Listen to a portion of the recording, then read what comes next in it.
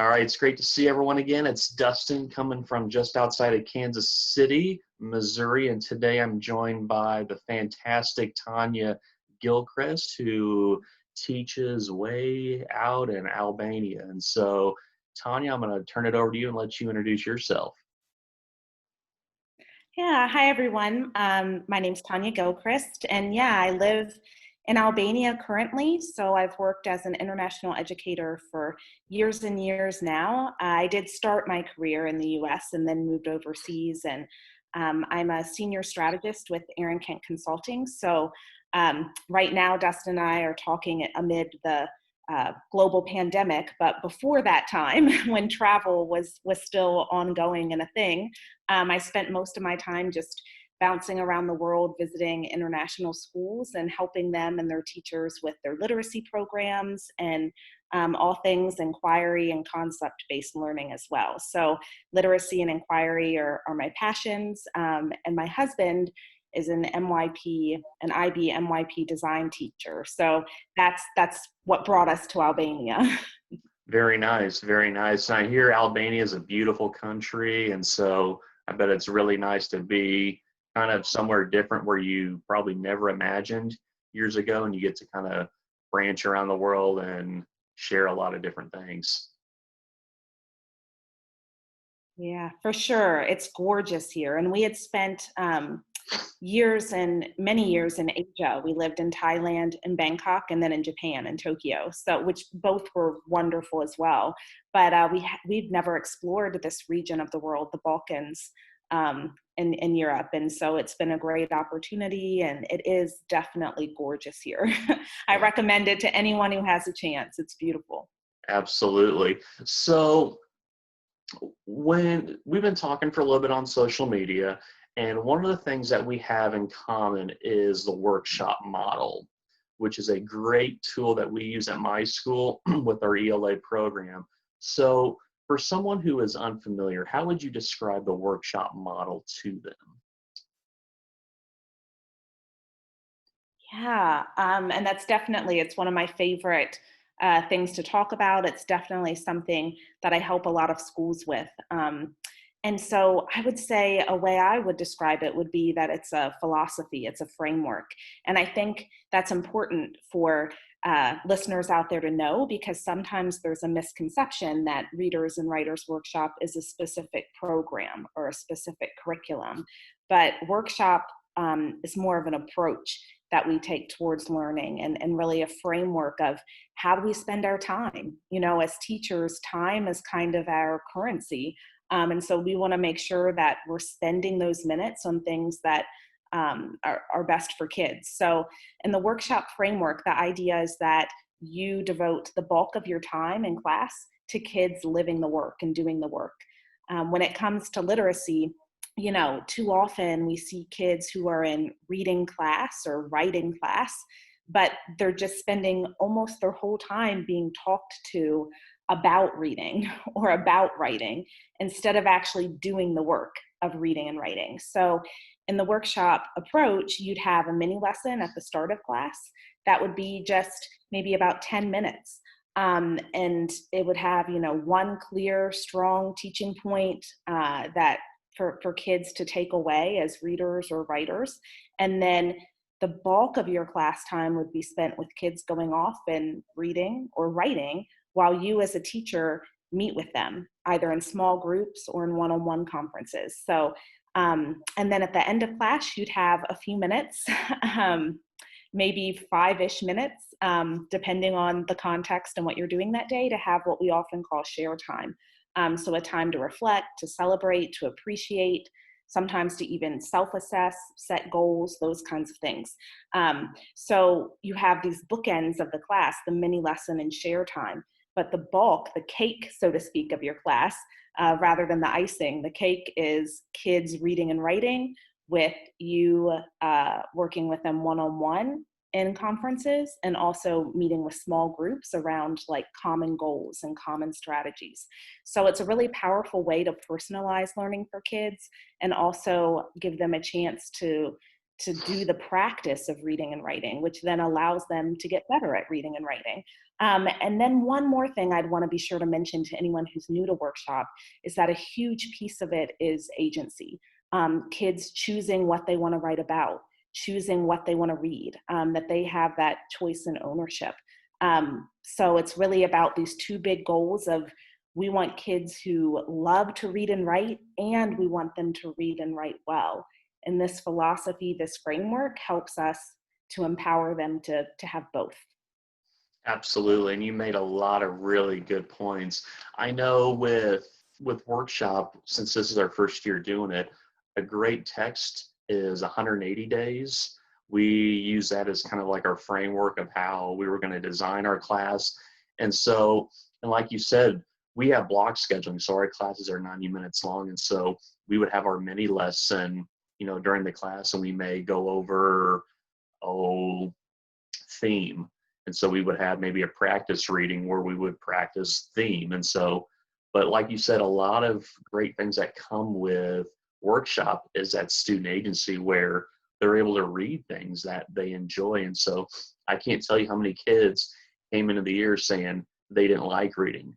Well, now they enjoy it because they're finding that there's stuff that they like to read. It could be a hunting magazine. It could be, a travel or just whatever, there's things out there that they enjoy reading. It doesn't have to always be, Tale of Two Cities or, a text like that. There's a lot of variety of materials. So with workshop model and you're coaching teachers on implementing this, what are some strategies you are using to help them kind of take that step?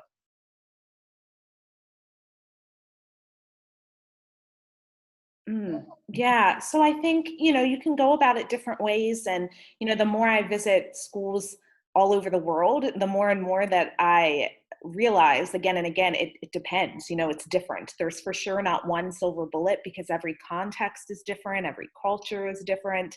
Um, but I would say for many, often what they start with is just trying to get themselves in that framework of like mini lesson, work period, share. For some teachers, that's the starting place because they might have different background experiences where they're used to a more of an approach where it's very teacher directed, like them, talking for large swaths of time. So the idea of giving a mini lesson is often a starting place for many teachers. It's just how can we work together to come down to one clear teaching point, not give 7 teaching points in a 30-minute lesson. How could I do like one clear teaching point in a mini lesson? So a lot of times that's the starting place, is because if we can focus on getting that framework in, mini lesson, long work period, share time, then you have in place a framework that allows you to confer with kids. And to me, conferring with kids is the most powerful part of all that we do. Like that's your best, what we often call assessment for learning, or what some might call formative assessment. Like that's the strongest formative assessment you have, is actually talking with kids one-on-one or in small groups. And the only way to make that happen is to have those rituals and routines in your class set up where you can do that, where you can meet with a group of kids or you can meet one-on-one with kids, and that the rest are still doing the most important work they do with literacy, which is to read and write. So getting those strong rituals and routines in place is usually the first step. So that you have that smooth system, that smooth pathway, and then it doesn't feel overwhelming. And then I would say, once we've laid that groundwork, then as teachers, we talk a lot about student agency, but teacher agency is super, super important as well. So as teachers, filling ourselves with the knowledge of a sound writing progression and reading progression, so that we know how to meet kids where they're at and take them to the next step. We know that every 5th grader is not in the same place as a reader and writer, nor should we expect them to be. We're all individuals. So being able to have an idea of, instead of it being, oh, this is 3rd grade, this is 4th grade, this is 5th grade, 6th grade, 7th grade, and so on, instead knowing this is the progression of writing, this is the progression of reading.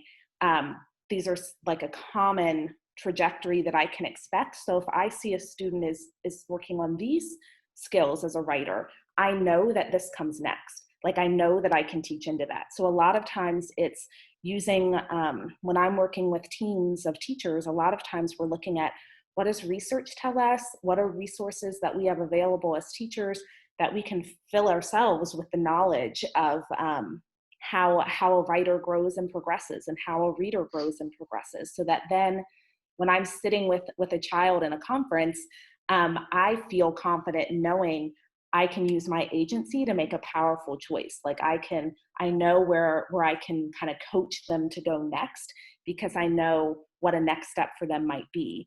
I think for a lot of teachers, sometimes that's the most challenging part in a workshop approach, is we kind of feel like, okay, I believe in it. Like I get what you're saying. This philosophy makes sense to me.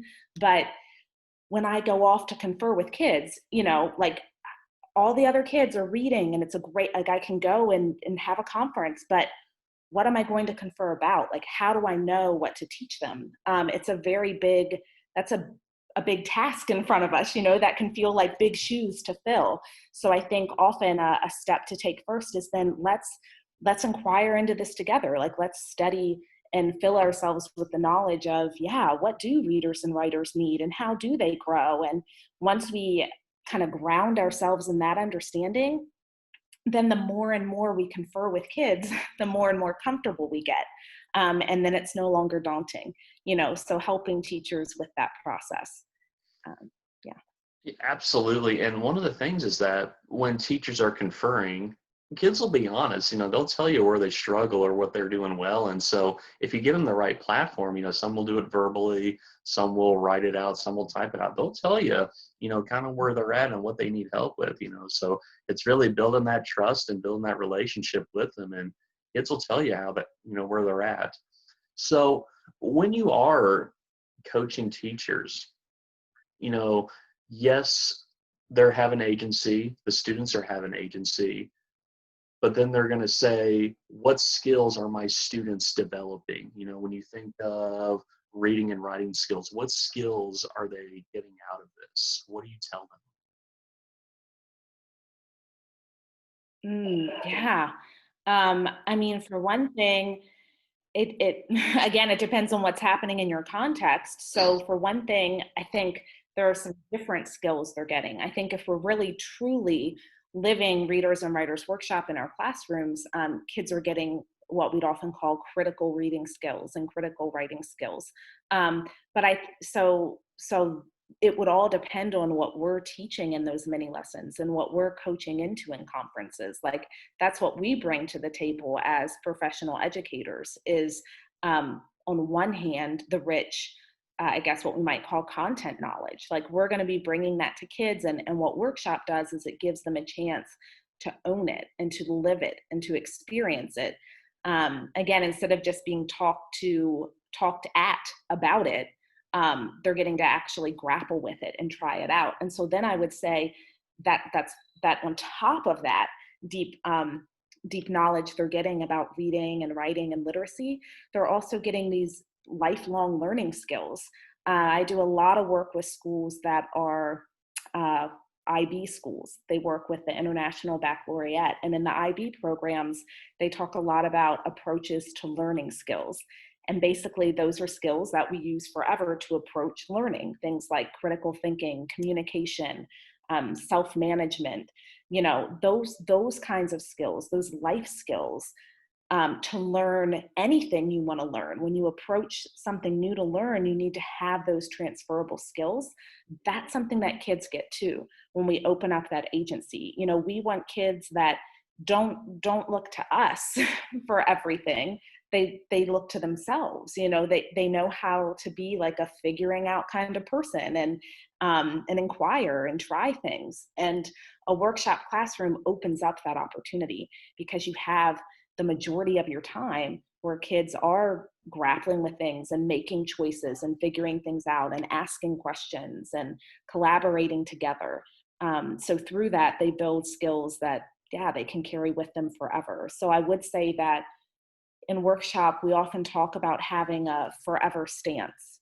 So this idea that it's not about me teaching a mini lesson and you going off and doing an assignment tied to that mini lesson. Like, that's not what the workshop philosophy is about. It's more about each day in a mini lesson, we add on another layer. So workshop is really what we call repertoire work. That each day when we add on another layer, kids are getting another tool in their toolbox or another skill in their repertoire. And then we hope that as they go off to read or go off to write, that they're going to pull on that repertoire. They're going to pull from that toolbox. So we usually will have a larger concept that we're exploring. Like maybe we're doing some literary analysis work, like you mentioned theme earlier. So we might be looking at, how do, like maybe we have 2 weeks as kind of a part of our journey where we're really looking at how do readers analyze theme. And each day we add another way that readers analyze theme or another thing they think about. So when kids go off to read, it's not, you're going to think about exactly what I just talked about in the mini lesson. Instead, it's like, hey, what we just talked about right now, you might find that that's something that you want to pull on today as you read. Or you might, and usually we'll have an anchor chart with some of the like big things we've been talking about, in the past 2 weeks. And so we might say, oh, or, we've been talking about all these other things. Some of you might find that you need to think about what we were talking about on Monday, like that's really popping up in your book a lot right now, and so often before you send them off, you might even say like, make a plan with your reading partner right now. Like, what do you think will be your big focus today or something like that? But just this idea that it's not, I've given you an assignment, go do it, but instead it's more about you're learning things and you're going to carry that learning with you.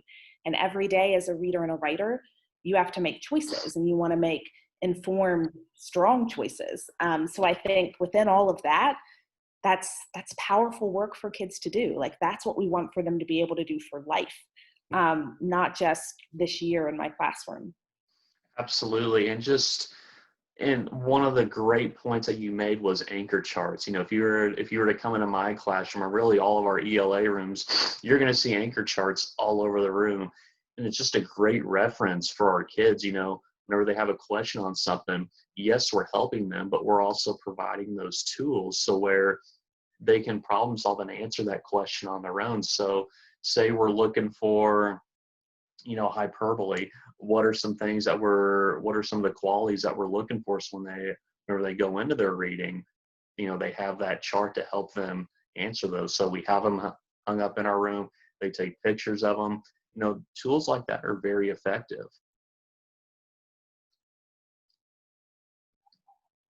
Yeah, for sure. And I think what you just mentioned is really important, Dustin, that whatever we have in our rooms, that kids see them as tools for learning and that kids use them, that an anchor chart is definitely not meant to be wallpaper, so we want to ensure that when we're talking with kids that, we reference those charts or we remind them that those charts are there, or that they know they can take a picture of it to look back at, that it really is a tool to be used. And, sometimes, especially if you have students that are new to being given agency, students that are very used to relying on adults to just tell them what to do, that can often be a great thing to say in a conference, is kind of that, what we often call warm demander way to be like, oh, when they tell you something that they're going to work on, you can say, oh, well, which of the things, like we have our anchor chart here, which of these things are you focused on today as a writer? And so you're kind of giving that positive presupposition that they're thinking about these things, that they're pulling on their repertoire. And at first, maybe they're not, but the more you ask that, the more you're like, oh, which of the things we've been talking about are you working on? The more that they realize, oh, that's an expectation. My teacher believes in me and believes that I'm going to be using these things. And then you can also always follow that up with like, when they say something like, oh, I'm going to, work on revising for smooth transitions, you can say, oh, show me where you think you might start that work. So, that kind of way of yeah, giving a positive presupposition that they're going to do this work, and also creating a warm but demanding expectation of, like, we do real work in here as readers and writers, and this is a place where we're going to grow and learn and set goals and move forward together. Absolutely. And so one of the funnest things about being a teacher is that you're going to have students with a diverse skill set or diverse learners. So you're going to have kind of your middle group. You're going to have your really high achievers. And like me, who teaches special ed, you're going to have students who may be a little bit lower and need that extra assistance. So with workshop model, what are some ways that we empower are learners that are very high achieving? Yeah. So I mean, I think you're absolutely right. Our classrooms are filled with diversity, and that's a beautiful thing. That's a great thing. So I know you asked specifically about the ones who are more thriving and doing really well, but I think also, just to say, one of the biggest things I love about the workshop approach is that it opens up the space for you to personalize learning for those who are thriving, for those who are striving, and everywhere in between. Like, this gives you a chance to talk one-on-one with kids and to talk in small groups with kids. Um, and I think that in itself is empowering. Like, when kids know you see them, I mean, that's important. Kids are people too, and that's important for all people to know that they're cared about, they're seen, they're heard. And so when you're on the daily, meeting with different kids in your classroom, both in small groups and one-on-one, that lets them know that you see them as a unique person and you're interested in what they have to say, and you're working together. So in a workshop classroom, it's not the teacher is like this sage on the stage. Instead, it's really about inquiry. It's a very inquiry based approach. So it's about digging into stuff together and learning together. And I think that's super empowering for all learners, including those learners that are really, really thriving, and like some, might consider them, high achievers, or, like that, to know that you're always learning too. Like, you're an adult and you come into that space still talking about things that you're learning every day, and you're meeting with them, and you're, still offering, like, you're lifting up what they're doing really, really wonderfully, and coaching into what they could do next. That sets up that there's always more to learn. So, and that's an aspect that's true to a workshop classroom, is anytime we're conferring with kids one-on-one, we always start with a compliment. We start with lifting up something that they're doing really well as a reader, as a writer, and a genuine compliment. Specific compliment. And then we want to teach into, where could we take them next? What's the next step that they could do? Because there's always room to keep learning more. And I think when kids feel that and know that, then that's empowering. And then also, of course, just the fact that they're making choices. I think that's empowering too. Like, they're choosing what to write, they're choosing what to read. Usually we'd have, flexible seating as well. They're choosing where to sit. Like, anytime you get choice, that in itself is empowering too. Absolutely. And like you said, having that positive compliment right away really eases that tension. A lot of times when a teacher comes to a student, they think maybe they messed up or they did something wrong, but maybe there's something they need to be coached on, but they've also done some stuff well. And so really setting that tone and having that positive interaction at first will really help that coaching moment. So earlier you mentioned that, our students, especially in class, have been given things, okay? But now with workshop, they're having that choice. And so for some, that may be a little confusing. They've been given they're being given what they've been told, and all of a sudden now they have that choice in their hands. What are some questions we need to ask them to kind of help facilitate them taking choice or taking that agency? Yeah. So I mean, I think there's a few different things to consider there, and kind of unpack. And one thing would be that, for sure, for all kids, we want to ensure that that they're able to make choices, informed choices. And so, because I think sometimes there is a misconception that agency means just like a free-for-all, like, everyone just does whatever they want and it's like chaos, that's inquiry and agency. But that's not the case at all. Often when we talk about agency, what it's really about is voice, choice, and ownership. And in order to really make choices and own them, you need to know what you're making choices about.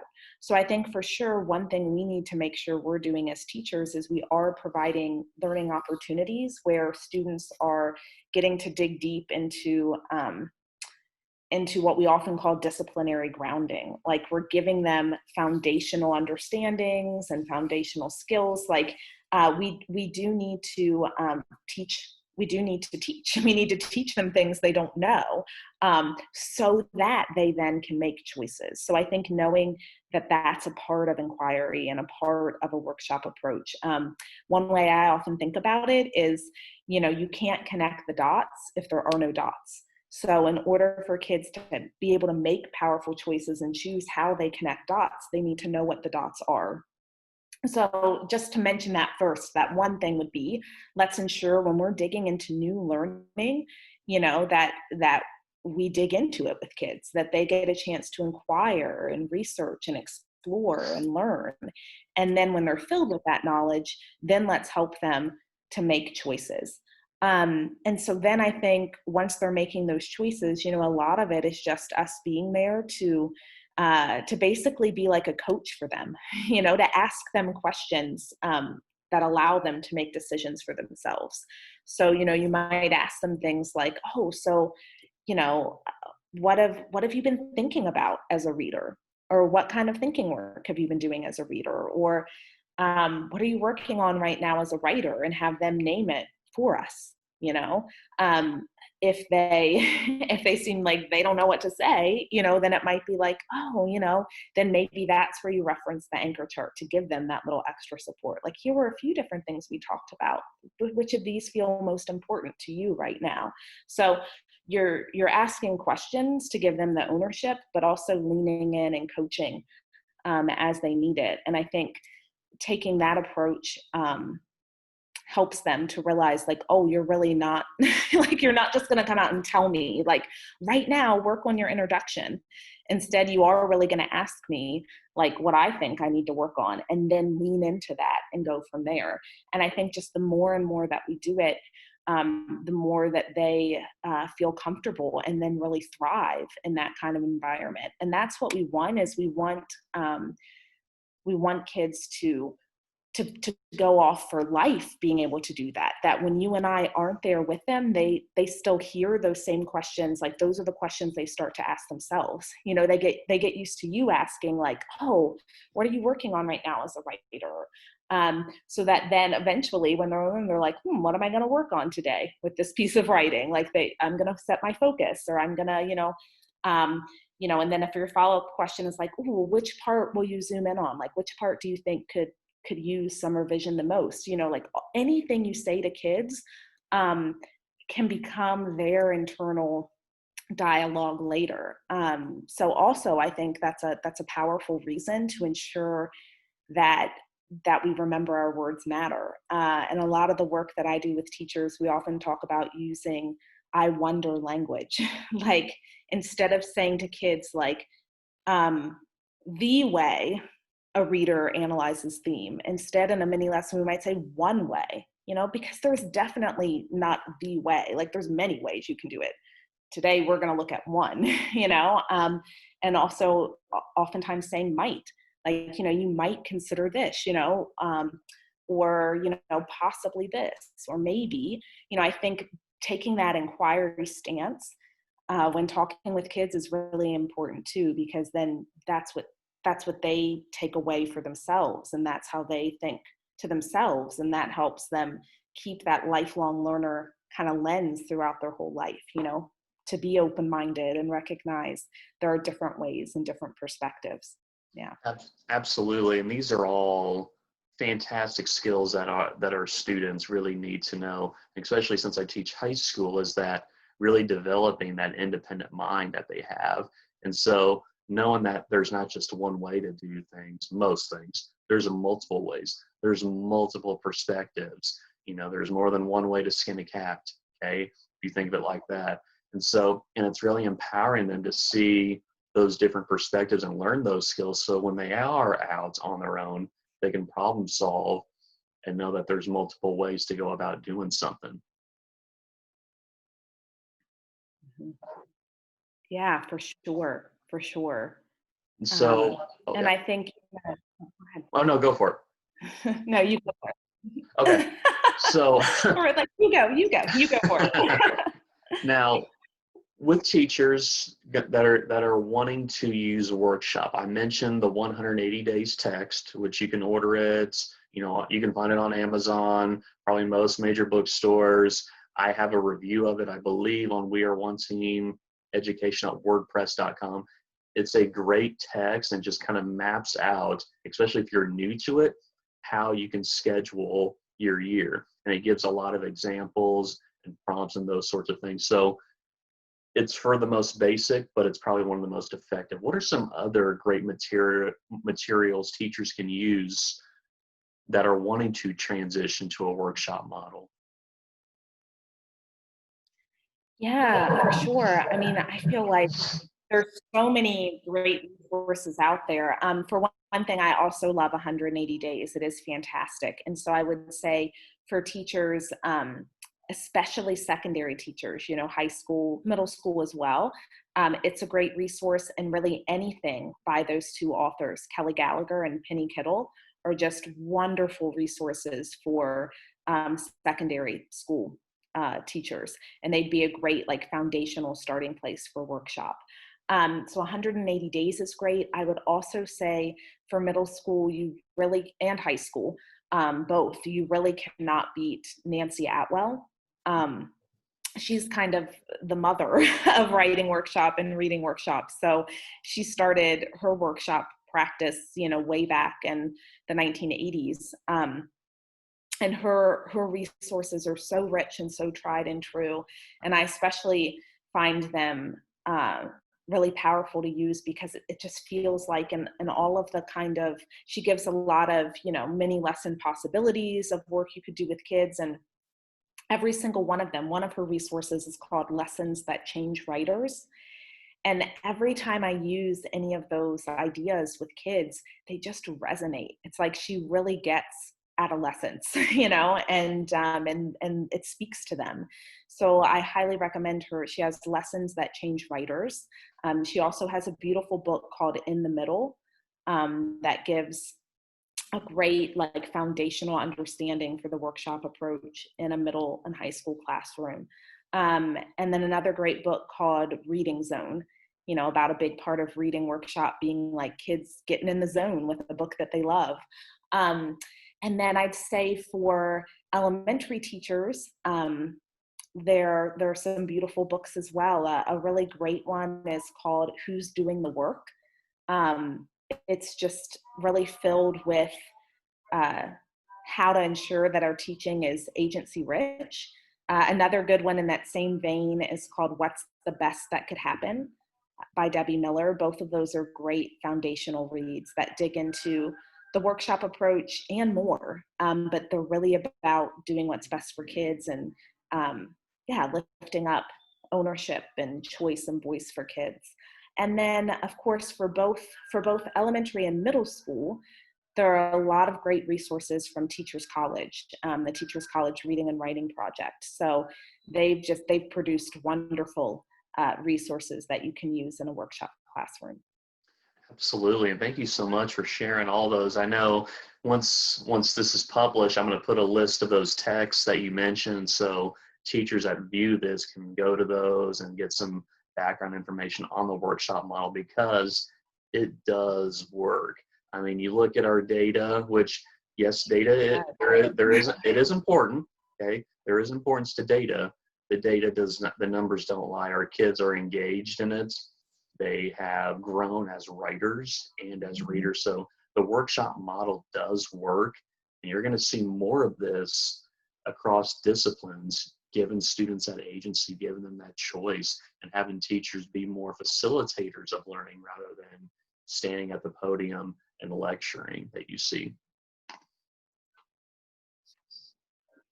Definitely. And, you know, I just thought of one more name too that's really great is Ralph Fletcher, specifically for writing workshop.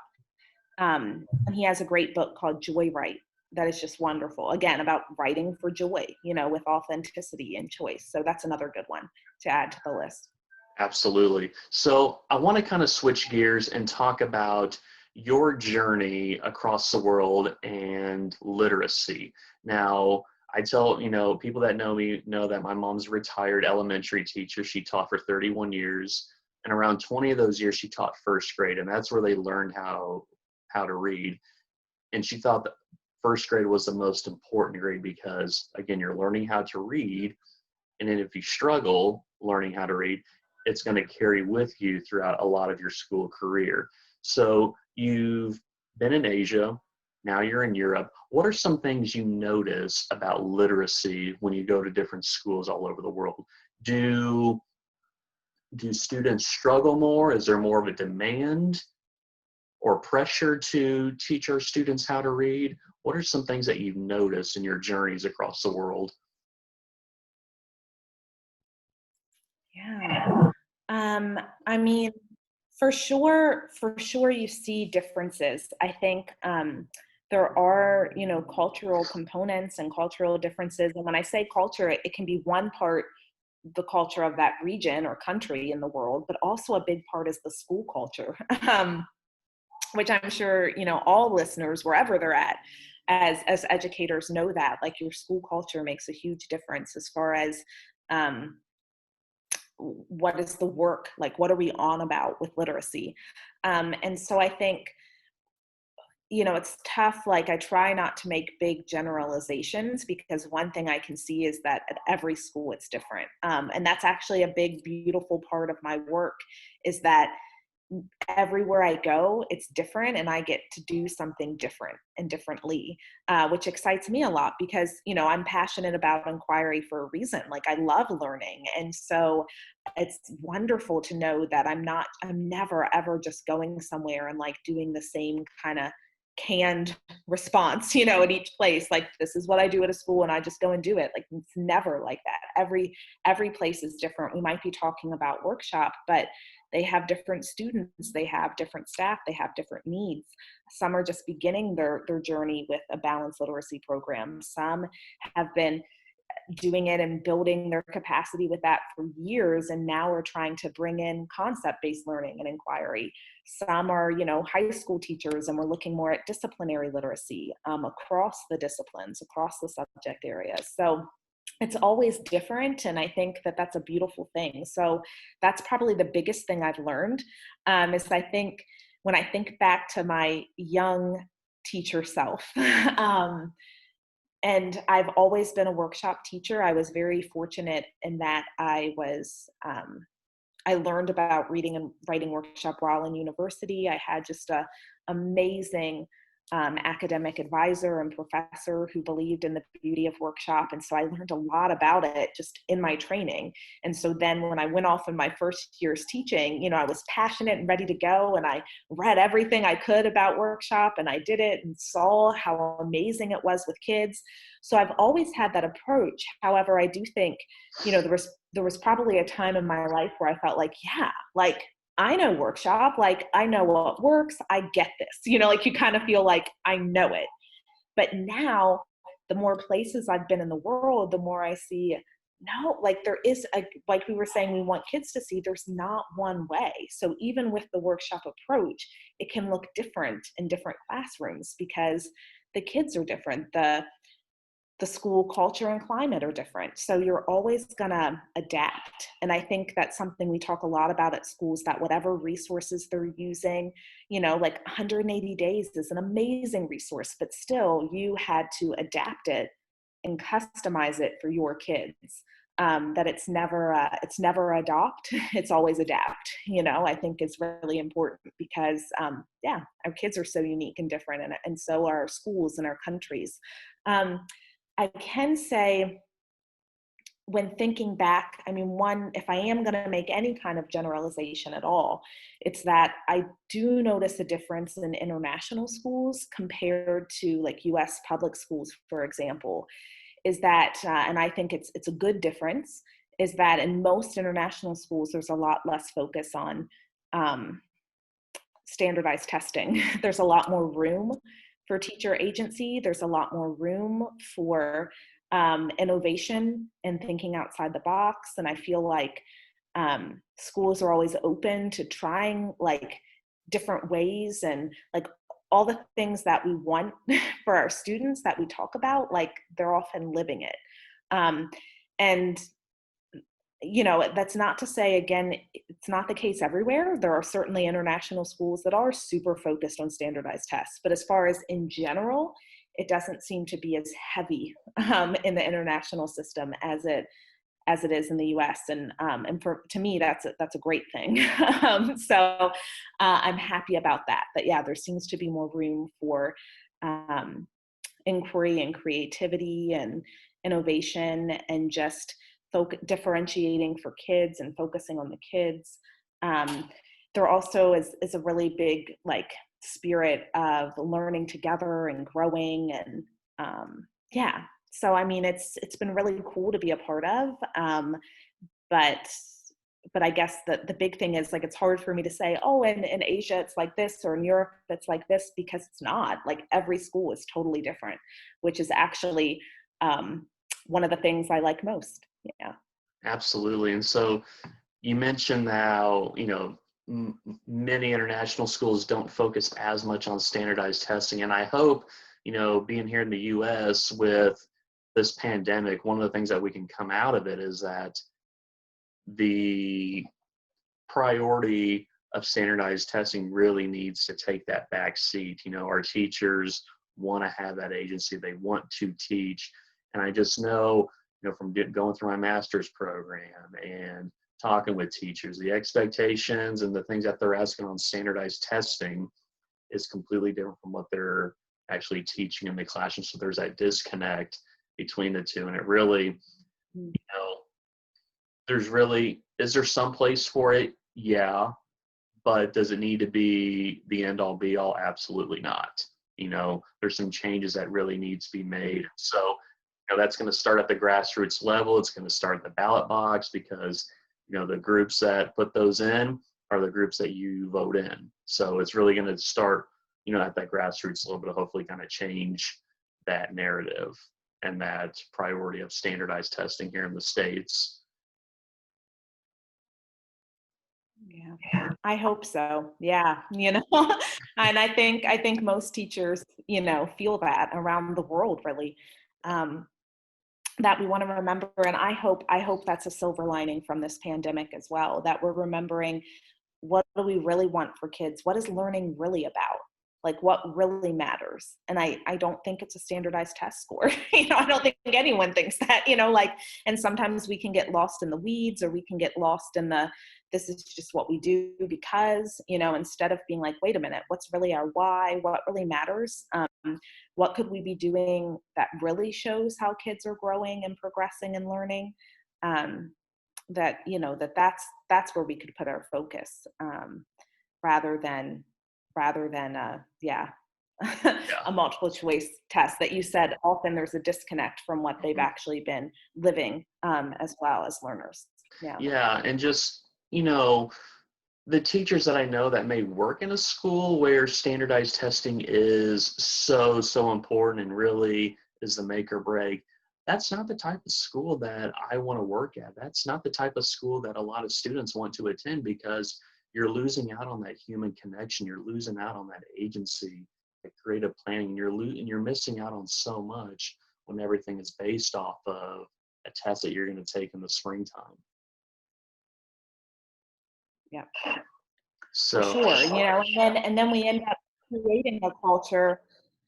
I mean, then then we can probably talk for hours oh on like yeah, then how that also translates into into our classrooms as well, that too often we're focusing only on assessment of learning. And as you mentioned earlier, Dustin, like for sure that has a place. I think a balanced approach is always best. Too often we go from one end of the pendulum to the other and just like swing wildly instead of stopping somewhere in the middle, or just getting off the pendulum altogether and taking a balanced approach. So, but with that being said, I think too often we focus only on assessment of learning instead of bringing a big focus to assessment for learning, assessing along the way and giving kids next steps and helping them grow. And what we often call assessment as learning, like kids self-assessing and setting goals and being able to assess themselves, because again, that's what we want for life. And then making next steps for themselves. So that's really what assessment is about. Sometimes you mentioned data earlier, sometimes both data and assessment can become kind of dirty words for some, like they have such negative experiences. They're like, oh, assessment or data. But if we could get back to what they really mean, like assessment is really about seeing what do you already know so I can help you go further. And so we want to be doing that along the way. We want to do it so that it's for learning. If we're only assessing at the end of something, then what are kids supposed to do with that? And then with the data, yeah, there's of course test data, but there's also the living data in our rooms every day, looking at kids reading journals, looking at their writing drafts, listening to their partner conversations and their book club talk. Like all of that is living data for us too. So we want to be continually collecting that and then coaching kids into their next steps and helping them with next steps for learning for life. And when you mentioned that the test in the spring, it just made me think how in a lot of places, some schools I work with, a challenge teachers are facing is their school is just starting to move into inquiry-based learning. And they're finding students have lived so long in a system that is not inquiry-based that kids just want to know, like, is this going to be graded? Or like, is there a test on this? Like that kind of thing, because they've been like inundated in that system for so long that that's what they think matters. And so that's not what we want for kids, so it's all the more reason to shift that culture, that it's not about the test score. It's not about if this is graded or not. It's about the learning. Like we go to school to learn, not to get a score, Absolutely. And again, like you said, we could talk about this for hours and, hit on a lot of great points. And just, this is something that we're very passionate about, is the learning. And so 2 more questions I want to get to you. You have been all over the world. You've taught and you've advised. You've done a lot of different things over the world. You've been exposed to a lot of different cultures, different types of schools, teaching. You've seen a lot in your career as an educator. And I know you can answer this with a lot of different answers. What are a few ways you have grown as an educator and as a person, being able to travel to all these places all over the world and help teachers? Yeah, you're right that there would be many, many ways. But I think if I were to try to sum it up in one word or one concept, it would be open-mindedness. Like I think I've grown so much in being open-minded, and it's expanded my view of the world, my view of other people so much.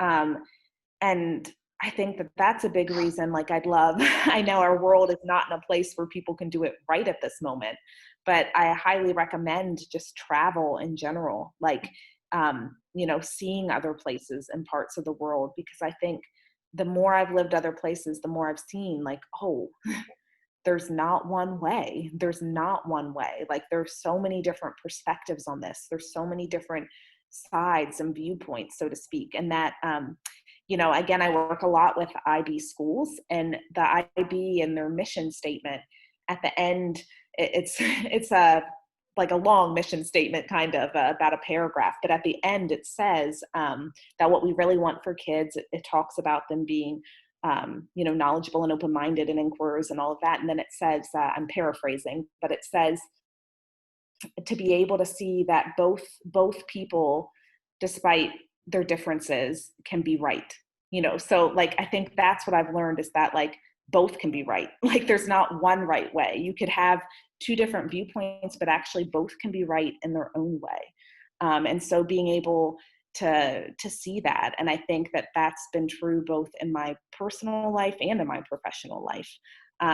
Not just thinking like, yeah, this is the one way to teach, but instead seeing it depends on the kids. Like it depends on the classroom. It depends. And yeah, so probably open-mindedness, and that phrase of it depends, I think. Context matters always. Absolutely. And just that term open-mindedness, there are so many ways to view things, so many ways to solve things, and really being those global citizens. That's the way of the future. That's the way our students need to grow. That's the way we as individuals need to continue to grow as well.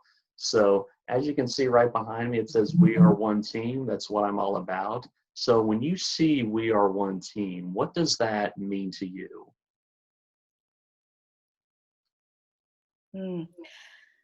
Yeah, I think that could also have many layers, but I think one thing it means to me is that we as a people, as a human race, need to see that we are one team, like that we work together, and that we're stronger together.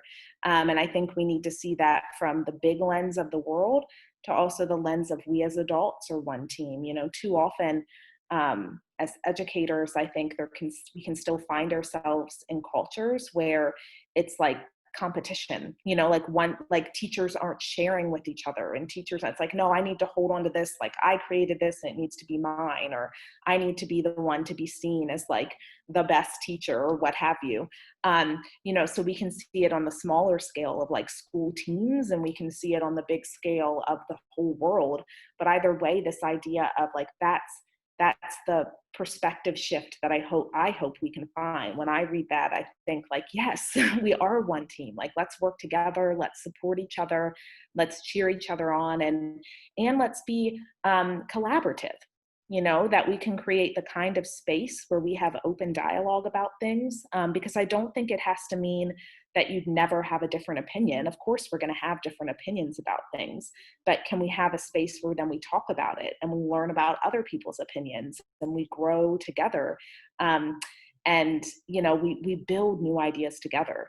I think, Dustin, we were recently in another online chat together about gratitude and literacy. And one thing I shared there is one of my favorite quotes about collaboration says, collaboration is not the gluing together of egos. Rather, it's the new ideas that didn't exist until everyone entered the room. And so I think, that's a part of We Are One Team too, is it's about, wow, what a gift that we get together and then we create things that didn't even exist before. Like we build new ideas together because we each bring our own unique perspective. Absolutely. And you're really just speaking my language. We're all in this together. It's not a competition. We're here to collaborate. We're here to support each other. We're here to push each other, and we're here to work together. We're all connected, and we can do this together. That's what We Are One Team is. So again, I cannot thank you enough for coming on here. It's been a wonderful conversation. I love collaborating with you on workshop. Gratitude. I'm sure there are multiple things we can collaborate on with literacy.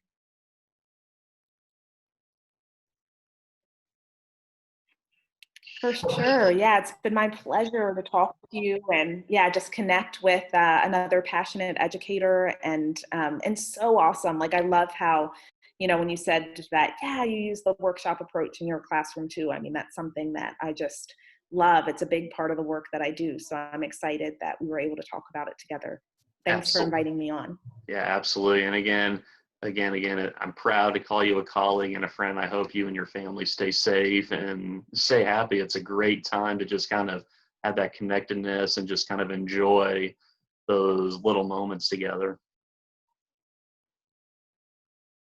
For sure. Yeah. And you too. Stay safe. Yeah, absolutely.